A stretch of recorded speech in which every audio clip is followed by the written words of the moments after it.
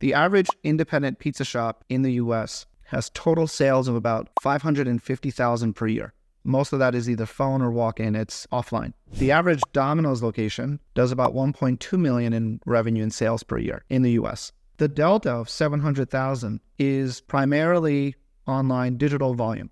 Their phone volume is actually identical. It's when Domino's invested in mobile and ordering online and they stopped advertising telephone numbers. That's when the performance of Domino's locations went through the roof. And in fact, their stock, if you look at their performance in the last 12 years, it's been incredible. I wish I invested in Domino's at the same time that I launched Slice. So when you look at that gap, it's all digital. And so what Slice tries to do is increase the revenue per merchant. So it's not just about the wallet share of Slice relative to the total volume of the merchant. But first question we have that we want to answer is, are we increasing same-store sales?